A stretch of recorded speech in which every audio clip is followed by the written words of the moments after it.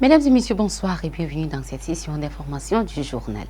Invité d'honneur à la séance inaugurale des sessions confédérales des parlements de l'Alliance des États du Sahel, ce 24 août à Niamey, au Niger, le président de l'Assemblée nationale du Tchad, Ali Kouloutou Tchaimi, a réaffirmé la solidarité d'Injamena envers les pays du Sahel. Tout en rappelant que le Tchad ne fait pas partie de l'organisation, il a plaidé pour un renforcement du dialogue, du respect mutuel et de la coopération interparlementaire régionale. Suivez un extrait de son discours. Bien qu'il ne soit pas membre de l'AES, l'Assemblée nationale du Tchad demeure pleinement engagée en faveur d'une diplomatie parlementaire active et fraternelle, fondée sur le dialogue, le respect mutuel, le partage d'expériences et le rapprochement de nos peuples. Notre présence ici en terre nigérienne, carrefour séculaire des peuples et des civilisations du Sahel, rappelle également une évidence. Nos peuples n'ont pas attendu les institutions pour être frères.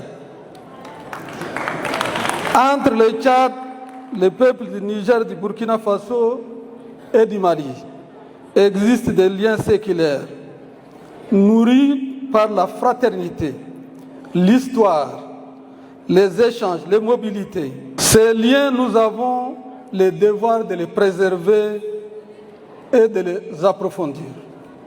Car nos pays font face à bien des égards, aux mêmes réalités et aux mêmes défis. Le terrorisme, l'extrémisme violent menacent nos populations. Les changements climatiques fragilisent nos économies et nos modes de vie. Les crises humanitaires, les déplacements de population, l'insécurité alimentaire et les exigences du développement nous interpellent tous.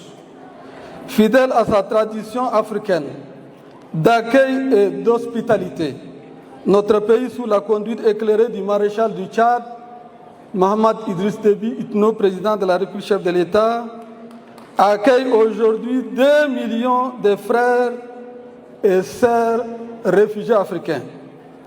Malgré les fortes pressions sur ces ressources, le Tchad assume cet effort comme l'expression concrète de sa solidarité africaine. Le ministre de la Production et de l'Industrialisation agricole, Kida Bala, poursuit sa tournée dans la partie méridionale du Tchad, consacrée au suivi de la campagne agricole et à l'appréciation de l'évolution des semis dans cette zone à vocation agricole.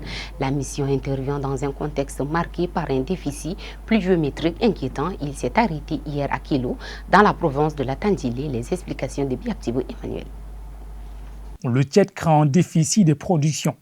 Plusieurs provinces enregistrent une faible pluviométrie qui pourrait impacter les rendements et aggraver l'insécurité alimentaire. Depuis plusieurs jours, le ministre de la Production et de l'Industrialisation agricole, Kida Bala, sillonne les zones à vocation agricole pour suivre l'évolution des semis dans le cadre de la campagne agricole 2026-2027. Lundi, il a séjourné dans la province de la Tangilé où il s'est entretenu avec les techniciens du secteur agricole et les producteurs. Sur le terrain, les mêmes constats reviennent, insuffisance de la production du coton et de l'arachide notamment.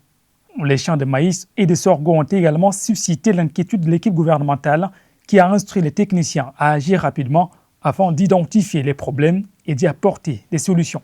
Le sujet était vendredi à l'ordre du jour d'une réunion consacrée à la sécurité alimentaire et sanitaire présidée par le Premier ministre Alamé Alinan. Pour anticiper toute situation de pénurie, alors que les stocks de l'Office national de la sécurité alimentaire restent en deçà du seuil national des 100 000 tonnes, le gouvernement active son plan de prévention. Il mise sur les achats locaux des céréales et appelle à la mobilisation des partenaires. Le ministère de la Production et de l'Industrialisation agricole a reçu pour instruction pour prendre à toutes les dispositions nécessaires. Partager de nouvelles opportunités de développement, créer ensemble un nouvel avenir audiovisuel, c'est sous ce thème que s'est ouvert le 20 août à Beijing la 7e édition du Forum de coopération médiatique Chine-Afrique.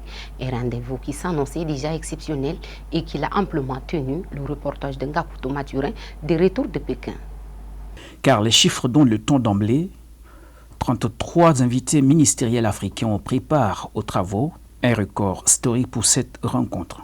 Au total, près de 400 représentants venus de Chine et des 45 pays africains ont échangé autour de la coopération dans le domaine de la radiodiffusion, de la télévision et de l'audiovisuel.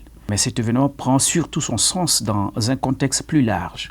Il s'inscrit directement dans la continuité du plan de coopération en matière d'innovation audiovisuelle Chine-Afrique, annoncé par le président chinois Xi Jinping lors du sommet du Forum de coopération chino-africain tenu à Beijing en 2024. Concrètement, il s'agit de traduire cette vision en action et les engagements ne manquent pas. Les deux parties se sont accordées pour renforcer leur coopération journalistique afin de présenter une image réelle et complète du développement sino-africain. Elles vont développer ensemble le nouveau format comme les microdramas, multiplier les coproductions et les échanges de programmes traduits. La coopération sur l'intelligence artificielle a également été au programme, tout comme les échanges des jeunes talents destinés à préparer la relève. Reste le chiffre le plus parlant, 80 réalisations concrètes de coopération audiovisuelle ont été publiées à cette occasion, preuve que ce forum n'est pas qu'une simple déclaration d'intention. Symboliquement, des programmes chinois et africains seront désormais diffusés sur les médias des parties en présence pour raconter au-delà des caméras les histoires d'une amitié qui se veut durable. Un message fort porté cette année par une fréquentation inédite, des résultats tangibles. Alors que le Tchad sort progressivement de la saison des pluies, période particulièrement favorable à la propagation du paludisme, la lutte contre cette maladie reste un défi majeur. Le gouvernement, avec l'appui de ses partenaires, multiplie les actions, notamment la distribution de moustiquaires imprégnés et les opérations de démoustication. Mais en N'Djamena, entre quartiers où ces opérations sont visibles et d'autres où elles semblent moins perceptibles, les populations s'interrogent sur leur portée réelle. Reportage Mikila Odette. En N'Djamena, les moustiques continuent à faire partie du quotidien de nombreux habitants, particulièrement pendant et après la saison des pluies. Dans les quartiers de la capitale, les eaux stagnantes et les zones humides constituent des environnements favorables à la prolifération des moustiques, vecteurs de paludisme. Selon les données du Programme national de lutte contre le paludisme pour 2025, près de 2,5 millions de cas ont été enregistrés dans les formations sanitaires du pays, avec 2554 décès. Les femmes enceintes et les enfants de moins de 5 ans figurent parmi les personnes les plus vulnérables. Pour faire face à cette situation, le ministère de la Santé publique, avec l'appui de ses partenaires techniques et financiers, a engagé plusieurs actions de lutte contre la maladie. Parmi ces mesures figure la campagne de distribution de masses de moustiquaires imprégnés d'insecticides, prévue en 3 phases dans 16 provinces fortement touchées par le paludisme. Cette campagne prévoit la distribution gratuite de plus de 10 millions de moustiquaires. En N'Djamena, les opérations de démoustication constituent également l'une des réponses mises en avant par les autorités. Certains habitants saluent la distribution des moustiquaires et les opérations de moustication. D'autres estiment que ces actions doivent être davantage renforcées et régulièrement menées pour produire des effets durables. Je pense que cette initiative est un moyen, disons, peut-être efficace pour lutter contre le paludisme. Mais personnellement, je pense que ce n'est pas suffisant pour lutter contre le paludisme. Bon, c'est une très bonne chose que le gouvernement a fait. Bon, mais nous les autres, on n'a pas eu le moustiquaire. C'est une très bonne chose que le gouvernement a fait. Puisque, avant tout, c'est une prévention. Donc, c'est une très bonne chose. Alors que le pays est en pleine saison de pluie, la vigilance, la prévention et l'assainissement demeurent ainsi des leviers essentiels pour limiter la propagation de cette maladie qui continue de peser lourdement sur la santé des populations. À l'instar de nombreux musulmans à travers le monde, les fidèles tchadiens célèbrent ce 25 août le Mawlud al-Nabi, commémorant la naissance du prophète Mohammed. Au-delà de la dimension religieuse, cette célébration constitue un moment de recueillement, de prière et de transmission des valeurs spirituelles et morales associées à l'enseignement du prophète. Bayrakoula Maxime. Dans plusieurs quartiers de N'Djamena, comme dans différentes localités du pays, la communauté musulmane marque ce 25 août 2026 la célébration du Maulid al-Nabi. Pour les fidèles, cette journée est consacrée à la prière, aux invocations, à la récitation des textes religieux et au rappel de la vie et des enseignements du prophète Mohammed. Le Maulid, également appelé Mauloud, est une occasion pour les musulmans qui le célèbrent de revenir sur le parcours du prophète et sur les valeurs qu'il a prônées. Parmi celles-ci figurent notamment la paix, la solidarité, la compassion, le pardon, l'humilité et le respect de son prochain. Dans les mosquées, les cercles religieux et les lieux de rassemblement, les fidèles organisent des séances de récitation et d'enseignement religieux. Les prêches mettent particulièrement l'accent sur la nécessité de traduire les enseignements religieux dans la vie quotidienne, notamment à travers la solidarité envers les personnes vulnérables et le renforcement des liens entre les membres de la communauté. Pour de nombreux croyants, le Maulid représente également un moment de transmission intergénérationnelle. Les adultes rappellent aux plus jeunes les principaux enseignements tirés de la vie du prophète, afin de préserver la mémoire religieuse et les valeurs morales au sein des familles et de la société. Au-delà des cérémonies religieuses, cette célébration est aussi marquée par des gestes de partage. Des familles préparent des repas, offrent de la nourriture aux voisins et aux personnes démunies et profitent de cette occasion pour renforcer les liens sociaux.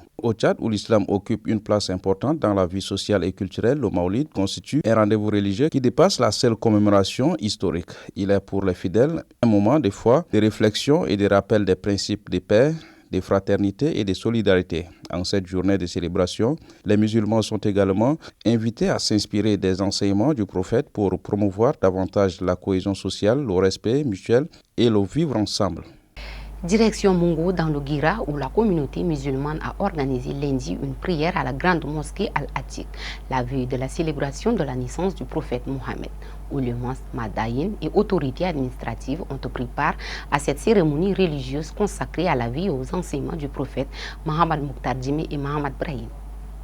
C'est à la grande mosquée Al-Atiq de Mongo que les fidèles musulmans se sont retrouvés à l'occasion de cette célébration religieuse. La cérémonie a rassemblé de nombreux fidèles, des oulémas, des mahadines, ainsi que plusieurs responsables administratifs. La célébration s'est déroulée en présence du délégué général du gouvernement auprès de la province du Guéra, le général Abdullah Ibrahim Siam, du maire de la commune urbaine de Mongo, Hamza Abba Diawro, du président provincial du Conseil national des affaires islamiques, Cheikh Hassan Ismaël Bourma, et du préfet du département du Guéra, Abakar Ali Douhouman. Les enseignements religieux ont constitué l'un des temps forts de cette rencontre. À travers les prêches, les récitations et les louanges consacrées au prophète Mohammed, paix et salut sur lui, les oulémas ont insisté sur l'importance de mettre en pratique les valeurs de l'islam au quotidien. Dans son intervention, le président du Conseil des affaires islamiques du Guéra, Cheikh Hassan Ismaël Bourma, a appelé les fidèles à préserver l'unité, la fraternité et la solidarité au sein de la communauté. Il a également exhorté les jeunes à s'inspirer du comportement et des enseignements du prophète Mohammed, paix et salut sur lui. Prenant la parole à son tour, le délégué général du gouvernement auprès de la province du Guéra, le général Abdullah Ibrahim Siam,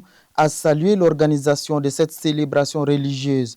Il a mis l'accent sur les valeurs de paix, de tolérance et de cohésion sociale, essentielles au vivre ensemble.